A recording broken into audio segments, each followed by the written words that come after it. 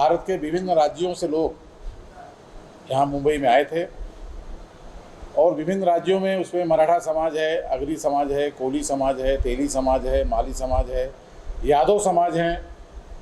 यादव समाज के आदरणीय रमाकांत यादव जी, लाल प्रताप यादव जी, ऐसे तमाम यादव समाज के प्रतिनिधि लोग आए थे। और विशेषतः जो ओबीसी समाज 50 करोड़ से ज़्यादा पॉपुलेशन यहाँ पर है और कुछ जातिवादी शक्तियाँ जो संविधान की एक एक पन्ने को तार तार कर रही हैं, इससे हमारा जो ओबीसी समाज है, हमारा जो बीसी समाज है, हमारा जो एमसी समाज है, मुस्लिम कम्युनिटीज़ हैं, हम सारे पूरे देश के हम इकट्ठे हो रहे हैं। और जिसमें माननीय भीमराव जी और हमारे कैबिनेट मंत्री जी, तमाम हमारे वरिष्ठ लोग हैं, तमाम बड़े अधिकारी और तमाम लोग हैं, उनके पूरे मार्गदर्शन में पूरे देश में हम 2023 तक हम 10 करोड़ लोग ये ब्राह्मणी धर्म को छोड़ रहे हैं, जिसमें हमारी माताओं बहनों के साथ बलात्कार हो रहा है। कुछ ऐसे लोग जो भारत जलाओ पार्टी है, जो बहन जलाओ पार्टी है, जो बेटी जलाओ पार्टी है, जो विशेष जमात की पार्टी है, उन्होंने इस देश के संविधान को तार तार करने की कोशिश किया है और वो अपनी एक मनुवादी व्यवस्था लाना चाहते हैं। उस मनुवादी व्यवस्था को बाबा साहब ने बहुत ही पहले फेंक दिया था और वह जो हमारा एक धम्मचक्र मिशन था वह अधूरा था। उसके माध्यम से हम लोग अब पूरे देश में 10 करोड़ से ज़्यादा ओबीसी समाज, हमारा यादव समाज, हमारा गुर्जर पटेल समाज, पाल समाज, ग्वाल समाज, तेली समाज, जो भी हैं, साक्या सैनी, मौर्य समाज, हमारा SC ST ओबीसी समाज, हम सारे लोग एक साथ हम इस देश में जिस धर्म में जो है धर्म के नाम पे अधर्म कर रहे हैं और महिलाओं पे अत्याचार हो रहा है, जगह जगह एक सरकारी तंत्र जो है उस अत्याचार में लिप्त है, वहाँ के मुख्यमंत्री मिनिस्टर सब लिप्त हैं। ऐसी जो घोर जातिवादी व्यवस्था को खत्म करने का समय आ गया है। हम लोग सब मिल करके पूरे देश में हर जगह हम इसकी एक नई क्रांति, एक धर्म क्रांति की शुरुआत कर रहे हैं। और यही नहीं, हमारा जो बहुजन समाज है उनको हर तरह से जो लूटने का काम किया जा रहा है, उसके लिए हम हमारे बैंक की हम स्थापना करेंगे। हमारे अपने बहुजन समाज के लोग हैं, हमारे जो मुस्लिम समाज हैं, हमारा जो ओबीसी है, ST ST DNT जो भी समाज हैं, हम हमारे अपने यहाँ अपने लोगों के हम व्यापार में, बिजनेस में हम एक दूसरे को सपोर्ट करेंगे। ऐसे तमाम तरह की जो बातें हैं, आज विशेषतः जो एक विशेष वर्ग के लोग ने इस देश को बंधक बना लिया है, इस देश की पूरी व्यवस्था को ख़त्म कर दिया है, इस देश की संवैधानिक व्यवस्था को उन्होंने तहस नहस कर दिया है, इस देश की न्याय व्यवस्था को उन्होंने पूरा पंगु कर दिया है। जो जुडिशरी में बैठे हुए हैं, जो न्यायपालिका है, वो सबसे बड़ा अन्यायपालिका हो गया है। जो सबसे टॉप पे जो जजेस बैठे हैं, आज वो भ्रष्टाचार में लिप्त हैं। ऐसे कितने जजेस के मैं आपको उदाहरण दूं। पूरी जुडिशरी में मनवादी व्यवस्था लिप्त है। हमारे जो वकील भी हैं, राजेंद्र पाल गौतम जी जो मंत्री जी हैं यहाँ पर, हमारे भीमराव जी वह भी वकील हैं और मैं भी एक एडवोकेट हूँ। और हमारे घर में 4 वकील हैं, मेरी वाइफ वकील है, लड़का वकील है, बहू वकील हैं। इस तरह से हम पूरे देश में तमाम सारे वकीलों का एक टीम तैयार कर रहे हैं और जिसमें हम एक नई क्रांति की शुरुआत, नए स्वर्णिम भारत के निर्माण के लिए ये जरूरी है मनुवादी व्यवस्था को त्यागना। इसके लिए हम आप यहाँ बैठे हैं। धन्यवाद। जय भीम। स्वर्णिम भारत निर्माण और बहुजनों का सशक्तिकरण, ये हमारा एजेंडा है। वो एजेंडा किस तरह से हम पूरा कर सकते हैं, मौर्य साहब ने बताया कि इसके लिए हमारे बैंक रहेंगे, हमारे बिजनेस रहेंगे, हमारे जो आज पूंजीवादी लोग हैं इस देश में जो वो कर रहे हैं, वो सब हम अपना शुरू करना चाहते हैं, लेकिन उसका प्लानिंग कैसे रहेगा, क्या रहेगा। तो मैं पाल साहब को विनती करूंगा कि ये प्लानिंग पूरा पहले विशद कर दे, फिर हमारे प्रश्न उत्तर। भारत के लोग जो मूल्यवासी हैं, हमारे पूर्वज बौद्ध थे। हमारी संस्कृति दुनिया में सबसे विकसित संस्कृतियों में से एक है। हमारी संस्कृति में ऊंच नीच के लिए कोई स्थान नहीं है। वहाँ ना कोई छोटा है ना कोई बड़ा है। वहाँ किसी का शोषण करने के लिए कोई स्थान नहीं है। ऐसी रिच कल्चर जो हमारे पूर्वजों की कल्चर थी, और जाने अनजाने हमारे लोग एक ऐसी व्यवस्था और ऐसी कल्चर को स्वीकार कर गए जिसने हमें गुलाम बनाया, दीनहीन बनाया, कमज़ोर बनाया, हमें ज्ञान से वंचित रखा, हमें धन से वंचित रखा, तमाम तरह के विकास के रास्ते हमारे रोक दिए। सम्राट अशोक के टाइम पे भारत सोने की चिड़िया थी, चूँकि तब बुद्धिज़्म पूरे भारत में बुद्धिज़्म था।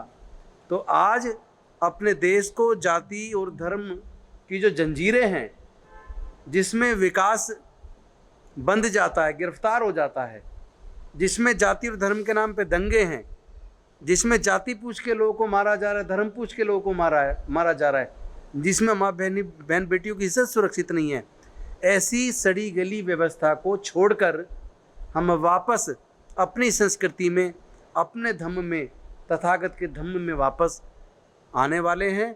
14 अक्टूबर 2025 को हमने लक्ष्य तय किया है कि 10 करोड़ से ज़्यादा अपने लोगों को वापस अपने धर्म में वापस लाएंगे। और इस काम के लिए हमने जगह जगह अपने लोगों से पूरे देश में मिलना शुरू कर दिया है। तो आने वाले समय में आपको सारा बताएंगे, और हम लोग जो संकल्प किया है, इस संकल्प को हर कीमत पे पूरा करेंगे। और मुझे ऐसी आशा है कि चूँकि जो हमारा जो समाज है, बहुजन समाज है, या जो हम लोग मूल निवासी हैं, हमारे सबके दर्द एक हैं, हमारे मसले एक हैं, हमारी समस्याएं एक हैं, और हम सबका शोषण एक ही तरीके से हो रहा है। उस शोषण से मुक्ति का कोई दूसरा मार्ग हमें नहीं नज़र आता, लेकिन हमें ये पूरा यकीन है अगर हम अपने बुजुर्गों की संस्कृति में, धम्म में वापस आएंगे, तो हमें इस गुलामी से, इस कुप्रथा से, इस बेगारी से, इस शोषण से हमेशा हमेशा के लिए मुक्ति मिल जाएगी। और हम ऐसा प्रबुद्ध भारत बनाएंगे जिसमें समता हो, मैत्री हो, भाईचारा हो, करुणा हो, प्रज्ञा हो, सील हो। सील पे आधारित समाज का निर्माण होगा तो मैं समझता हूँ पूरे देश का विकास होगा, और हमारा देश एक मजबूत भारत के रूप में, प्रबुद्ध भारत के रूप में उभर के आएगा। 14 अक्टूबर 1956 में कई लाख लोग यहाँ महाराष्ट्र के बौद्ध बन गए थे।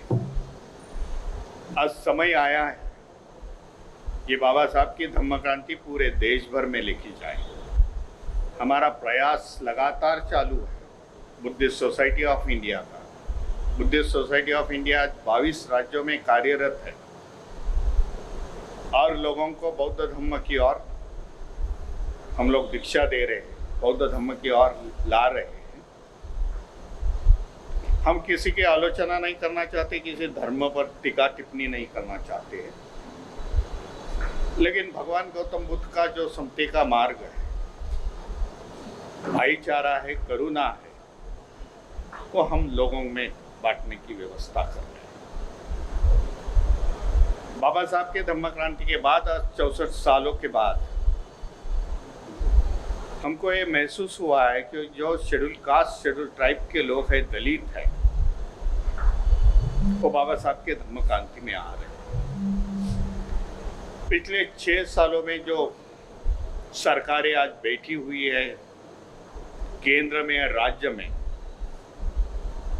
जो अत्याचार ज़्यादा बढ़ गए, शोषण व्यवस्था बढ़ गई, इसके लिए ये समाज आज सोच रहा है कि भाई कोई पर्याय दिख रहा है क्या। तो बौद्ध धर्म उनको पर्याय है, मैं समझता हूँ। इसी माध्यम से ओम प्रकाश जी मौर्य, गौतम जी, इन्होंने सहकार्य इनको देने का मैंने वादा किया है, और हम सब मिलके इस आने वाले 2021 में भी जनगणना है, सेंसस है, और पता चलेगा कि कई करोड़ लोग आज बौद्ध धर्म की दीक्षा लेके अपना रजिस्ट्रेशन बौद्ध करने वाले हैं। इस देश में गौतम जी ने बताया कि जो इतिहास था वो इतिहास आज दड़पता जा रहा है। इस देश में 1200 साल बौद्ध राजाओं ने राज्य किया है। सोने की चिड़िया थी। सम्राट अशोक के ज़माने में 12 विद्यापीठें थी, यूनिवर्सिटीज थे। जैसे बौद्ध धर्म का यहाँ ह्रास हो गया, यहाँ से कमकुवत हो गया, मैं समझता हूँ वहाँ से इस देश की अधोगति में शुरुआत हो गई। आज ये इस नतीजे पर हम लोग पहुँच रहे हैं। हमारा प्रयास रहेगा सभी लोगों का कि फिर से इस देश को वैभवशाली इतिहास देने का हम प्रयास करेंगे। 1986-87 से समता सैनिक दल के बारे में पता लगा कि बाबा साहेब ने समता सैनिक दल बनाया था। युवाओं की एक फोर्स बनाई थी जो समता, मैत्री, भाईचारे पर आधारित जाति विहीन, वर्ग विहीन, न्यायपूर्ण समाज की स्थापना के लिए बनाया। उससे जुड़ा और राजनीति 2014 नवंबर में ज्वाइन की। तब तक समता सैनिक दल के एक सिपाही के तौर पे काम किया और लास्ट में तो करीब करीब 8 साल राष्ट्रीय प्रधान महासचिव भी रहा हूँ। और आज ये समय की मांग है कि पूरे देश में समता सैनिक दल की ज़रूरत है, क्योंकि अगर हम चाहते हैं हमारा देश समता, मैत्री, भाईचारे पर आधारित जाति विहीन, वर्ग विहीन, न्यायपूर्ण समाज की हमारे देश में स्थापना हो, तो वो बुद्ध के मार्ग से, समता सैनिक दल के माध्यम से, बुद्धिस्ट सोसाइटी ऑफ इंडिया के माध्यम से संभव है। दूसरा मार्ग मुझे नहीं लगता कि कोई और दूसरा है। तो हमें इसको भी पूरे देश के अंदर समता सैनिक दल के सैनिक का भी निर्माण करेंगे, उनके चरित्र का निर्माण करेंगे, ताकि कैडराइज हमारा सैनिक निकले जो बीड़ी, सिगरेट, शराब, बीड़ी, पान, तंबाकू, गुटखा, तमाम तरह के नशे से दूर हो, जो चरित्रवान हो। क्योंकि एक चरित्रवान व्यक्ति ही बुद्धिज़्म के मार्ग पे मजबूती के साथ चल सकता है, कोई दूसरा नहीं चल सकता। तो इसलिए हम समता सैनिक दल के भी सैनिक पूरे देश के अंदर बनाएंगे और मुझे विश्वास है कि हम हर हालत में कामयाब होंगे।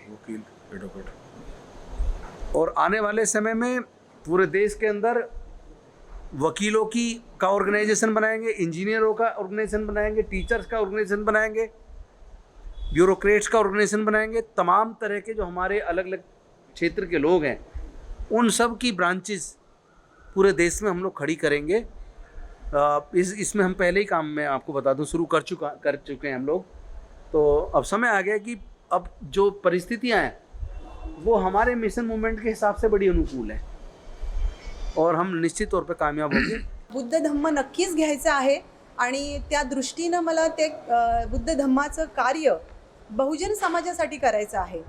मला असं वाटतं बाबासाहेबांनी जेव्हा दीक्षा घेतली नागपूरला 1956ला, त्यावेळेला 14 ऑक्टोबर 1956ला, त्यावेळेला 5 लाख अनुयायी त्यांच्यासोबत होते। पण मला असा माझा एक छोटासा विचार आहे की बाबासाहेबांनी 5 लाख त्यांच्यासोबत सगळे बांधव भगिनी होते, पण माझ्यासोबत कमीत कमी तरी निदान 5000 भगिनी असाव्या बहुजन समाजाच्या।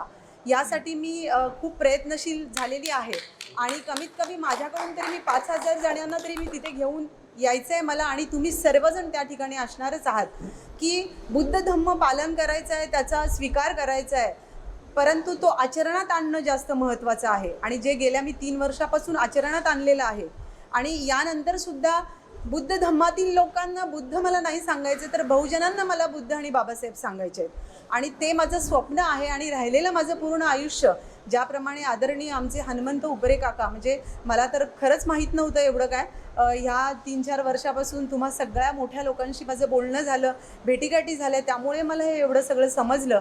दादांनी बरीच पुस्तकं वाचायला दिली, त्यामुळे या धम्म कार्यासाठी मला माझं आयुष्य व्यतीत करायचं आहे पुढचं।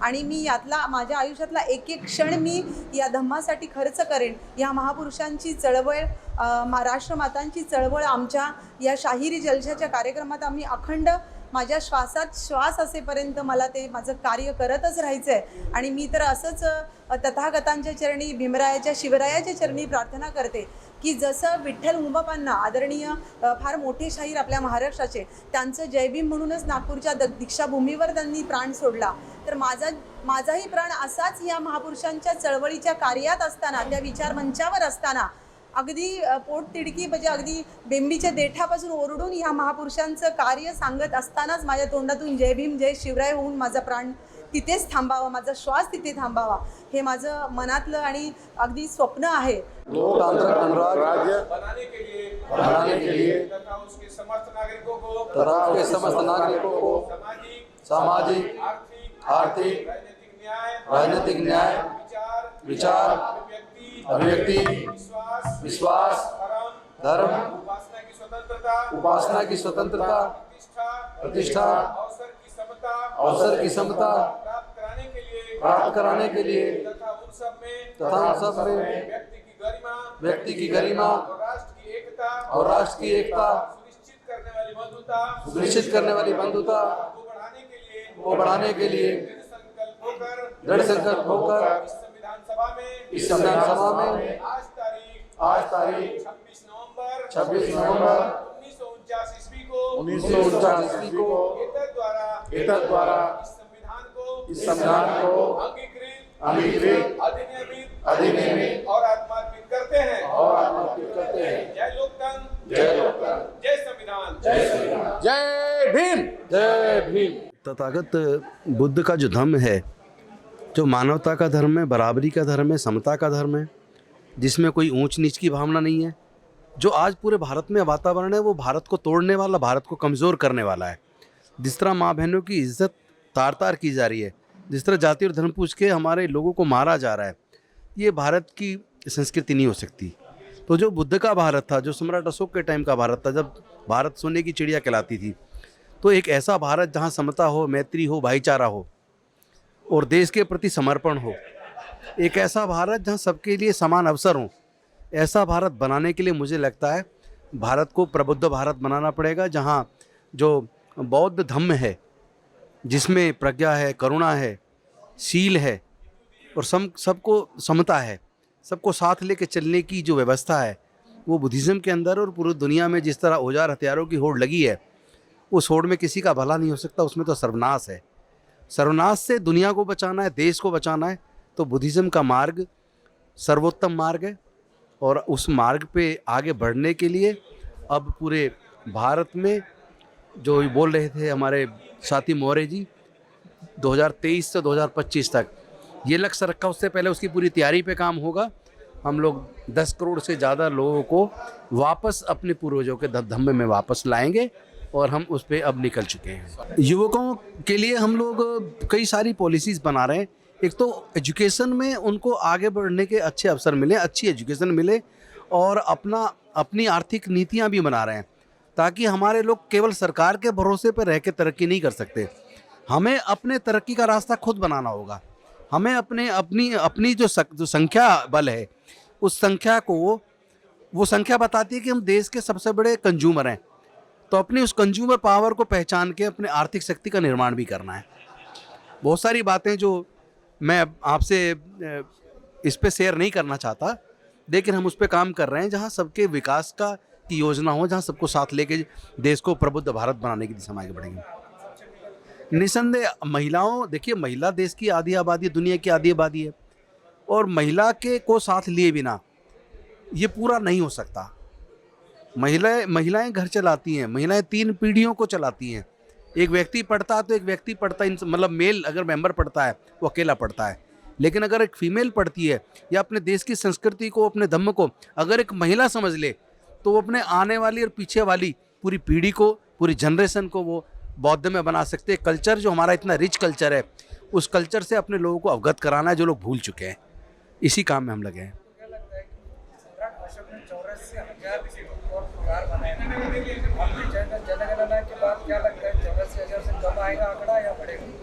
आप देखिए, समय बताएगा। संख्या इतनी होगी कि जो विध्वंसकारी लोग हैं, जो विषमतावादी लोग हैं, जो शोषणकारी लोग हैं, उनकी रूहें कांप जाएंगी। उनको सोचने पे वो विवश हो जाएंगे कि देश में विषमता नहीं चलेगी, समता चलेगी, देश में मानवता चलेगी, देश में जाति और धर्म की राजनीति नहीं चलेगी।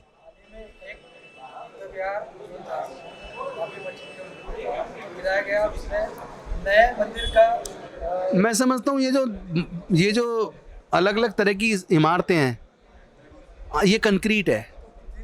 मुझे लगता है इसमें जान जो डलती है वो अपने विचारों से डलती है, सिद्धांतों से डलती है। उसके बिना तो वो इमारत है। तो हमें विचार की इमारत खड़ी करनी पड़ेगी। हमें बुद्धिज़्म का जो सिद्धांत है, आदर्श है, उसकी इमारत खड़ी करनी पड़ेगी।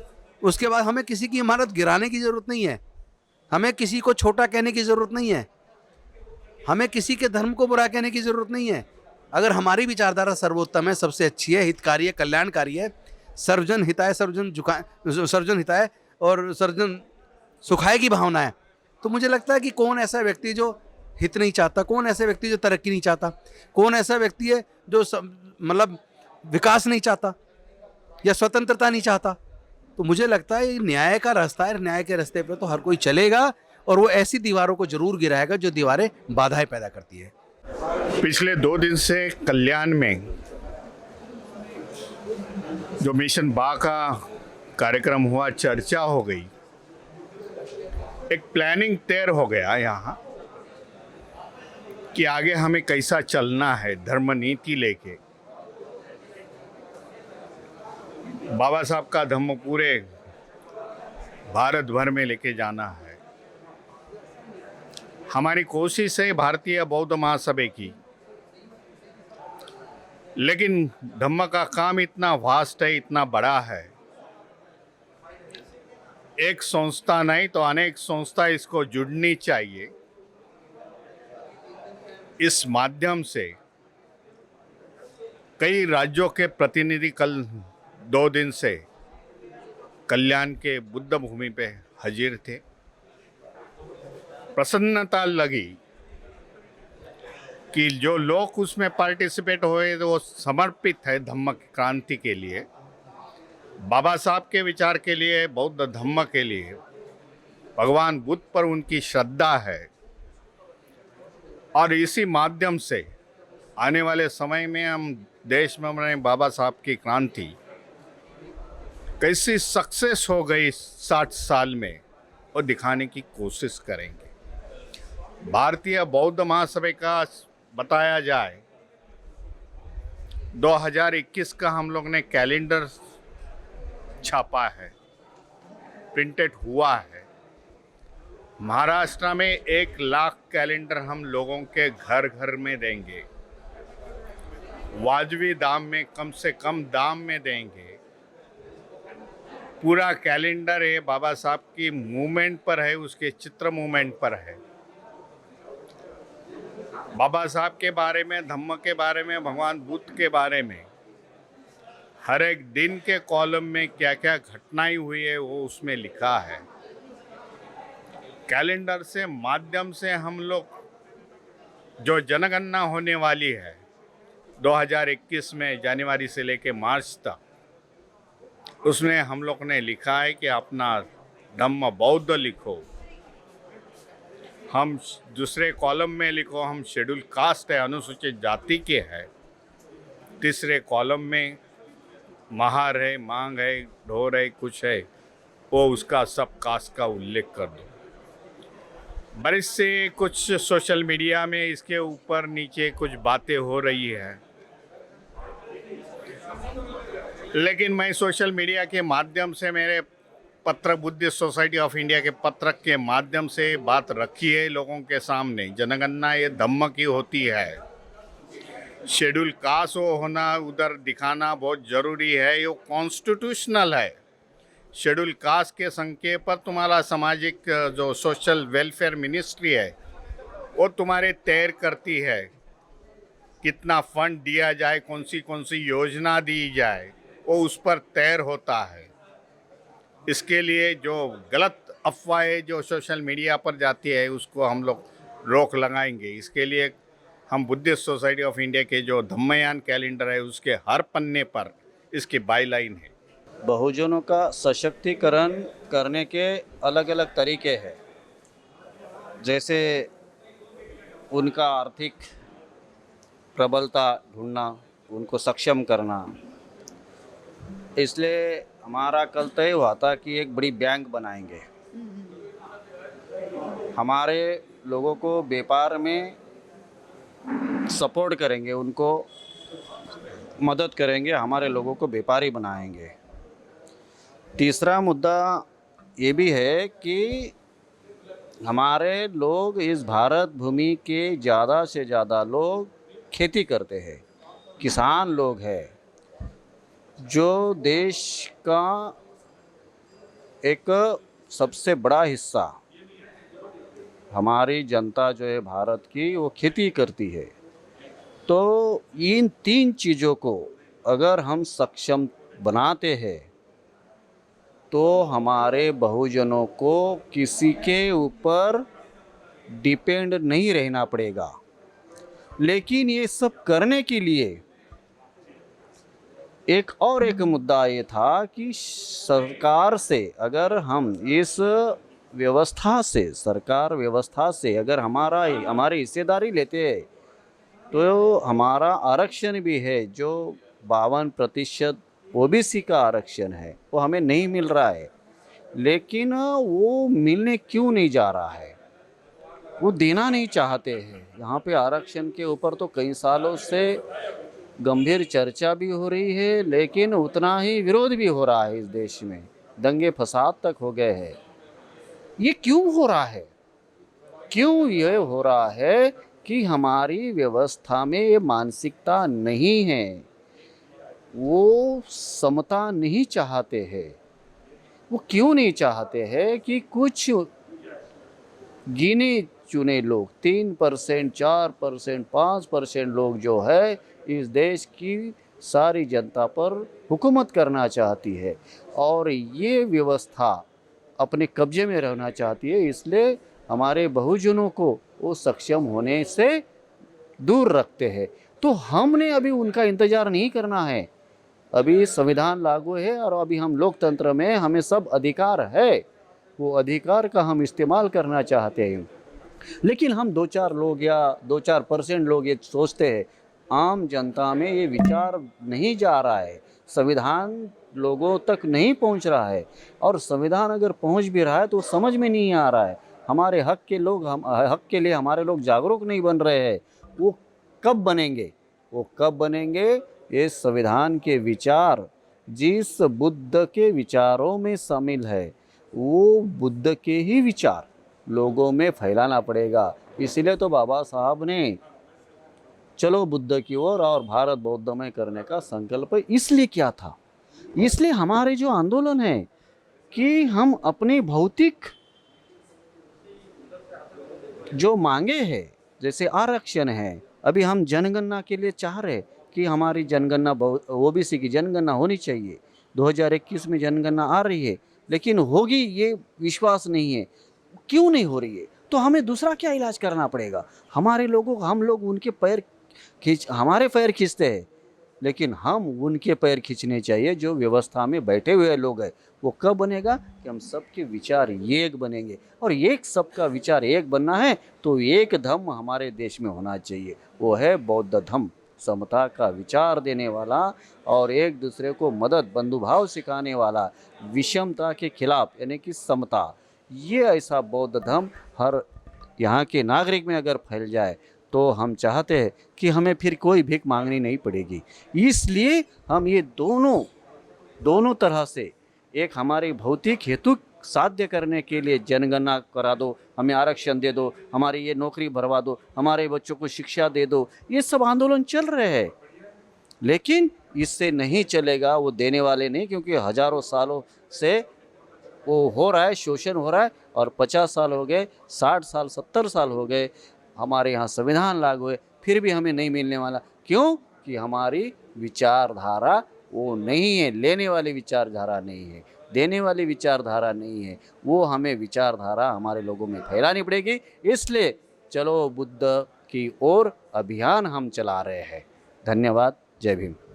भारत के सुप्रसिद्ध संगीतकार जॉली दादा मोरे, सत्यशोधक ओबीसी परिषद चलाने वाले हमारे आदरणीय उल्लास राठौड़ जी सर, जो हर दिन हर पल केवल ये बहुजन समाज के लिए और बहुजन समाज के उन्नति के लिए हर पल काम करते हैं। ये सारे सत्यशोधक ओबीसी परिषद के सारे सदस्यों का मैं बहुत शुक्रिया अदा करती हूँ। और आज और कल जो एक बहुत बड़ा सिलसिला चलाया जा रहा है, कल वालधुनी में बुद्ध भूमि फाउंडेशन में भी एक बहुत बड़ा प्रोग्राम हुआ। महाराष्ट्र से नहीं तो फिर पूरे भारत से, अनेक राज्यों से बहुत बड़े लोग यहाँ पे आके ये जो बुद्ध धम्म का सारे भारत में जो बुद्ध धम्म का प्रचार और प्रसार कर रहे हैं, वो सारे भाइयों को मैं बहुत बधाई देती हूँ कि 2023-25 तक कम से कम और ज़्यादा से ज़्यादा लोगों को, मतलब करोड़ों के करोड़ों में बहुत सारे बंधु बांधव को और भगिनी को बुद्ध धम्म का दीक्षा देने का प्रयास और बुद्ध की ओर ले जाने का प्रयास जो हमारे हनुमंत उपरे काका ने जो किया था, उनका मिशन अधूरा रह गया था, उनका सपना अधूरा छोड़ के वो आकस्मिक चले गए। लेकिन हम सब भारतीय बंधु बांधव भगिनी, ये हमारी ये ठान है, हमारी ये आन है कि बुद्ध धम्म की दीक्षा, बुद्ध धम्म का पाठ, बुद्ध धम्म का प्रचार प्रसार ये भारतीय बहुजन समाज में ज़्यादा से ज़्यादा करना है। मैं खुद बहुजन समाज से हूँ और गए 6-7 सालों से ये सारे भारत के इतिहास के सारे महापुरुष और राष्ट्रमाताओं के जीवन पर आधारित शाहिरी जलसा, ये प्रोग्राम मैं और हमारे सारे कलाकार और हमारे आदरणीय जॉली मोरे, संगीतकार जॉली मोरे दादा, इनके साथ में हम लोग भारत भर करते हैं। तो ये खाली प्रोग्राम नहीं करते हैं, गाना खाली सुनाते नहीं, तो उसके ऊपर, वो गाने के ऊपर पूरा बहुत बड़ा प्रबोधन रहता है कि हर गांव में, हर शहर में, हर गली में, हर देहात में सारे लोगों को इनकी जो भारत देश का इतिहास समझ में आए, इनका योगदान, जिन्होंने अपना खून का एक एक बूंद खर्चा किया अपने भारत का इतना बड़ा संविधान देके। डॉक्टर बाबा साहेब भीमराव अंबेडकर ने इतना मतलब जीवन की एक ऐसी जो पवित्र ग्रंथ मानते हैं, तो वो सबसे बड़ा संविधान है।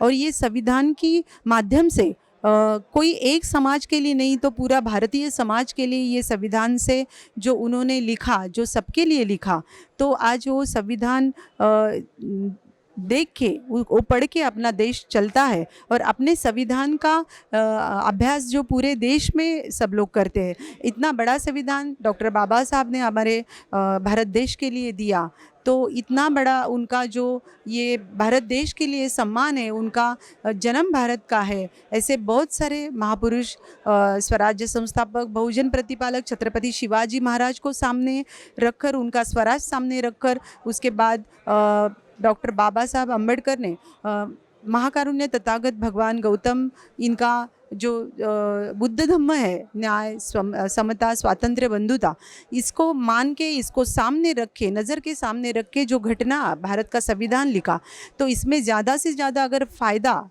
किसको हो गया होगा तो भारतीय नारी को हुआ, ऐसा मुझे लगता है। इसीलिए संविधान की एक एक प्रत सारे भारतवासियों के घर पे रहनी चाहिए। और अभी जो इन्होंने इतना बड़ा मिशन उठाया है, जो अपना सत्यशोधक ओबीसी परिषद का जो सबसे बड़ा मिशन है कि ज़्यादा से ज़्यादा लोगों को बुद्ध धम्म की दीक्षा दी जाए। और बाबा साहब ने जो बोला था कि एक दिन पूरा भारत बौद्धमय हो जाएगा, और मैं तो ये खुद कहना चाहती हूँ कि बाबा साहब ने 14 अक्टूबर